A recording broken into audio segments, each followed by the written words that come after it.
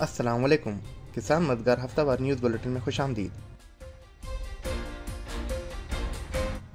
Headlines.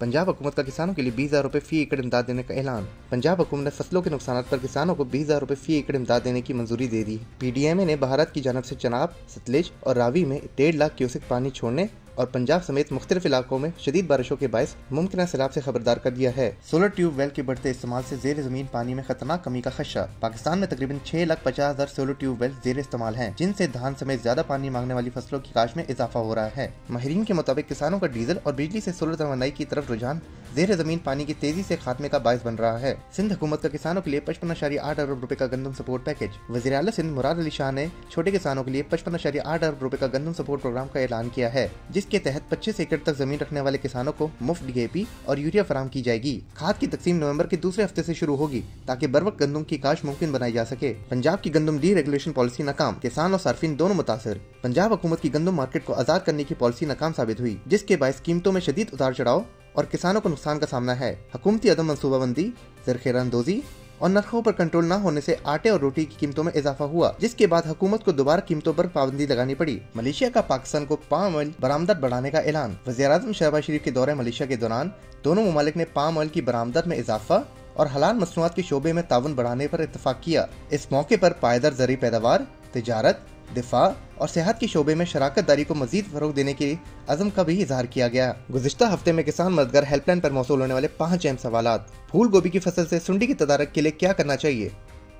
फूल गोभी की फसल से सुंडी की तदारक के लिए स्क्रीन पे दी गई अद्वियात का इस्तेमाल वतर हालत में पानी में मिलाकर करें। कद्दू की फसल से डैम्पिंग ऑफ जैसी बीमारी की तदारक के लिए क्या करना चाहिए? कद्दू की फसल से डैम्पिंग ऑफ जैसी बीमारी की तदारक के लिए इन स्प्रे का इस्तेमाल वतर हालत में करें। धान की फसल से स्टेम बोरो की तदारक के लिए क्या करना चाहिए? धान की फसल से स्टेम बोरो की तदारक के लिए स्क्रीन पे दी गई अद्वियात का इस्तेमाल वतर हालत में करें।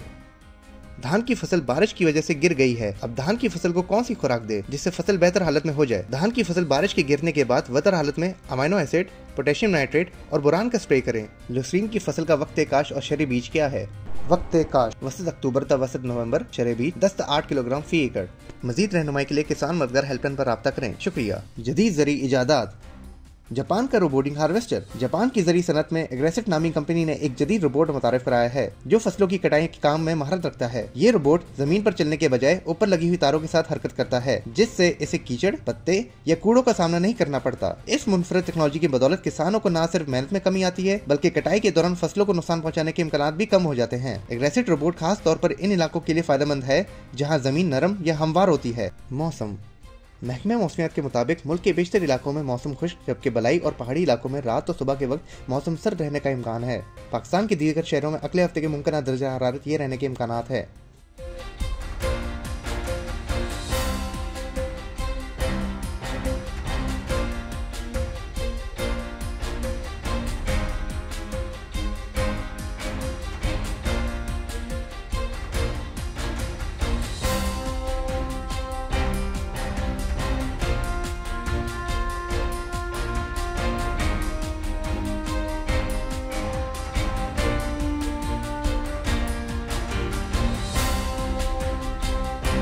मंडी नर्खनामा।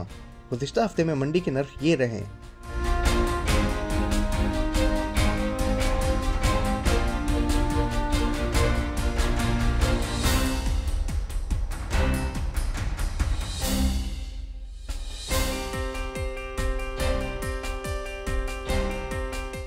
इसी के साथ खबरों का इख्तिताम होता है। अगले हफ्ते इंशाल्लाह मजीद खबरों के साथ आपकी खिदमत में हाजिर होंगे।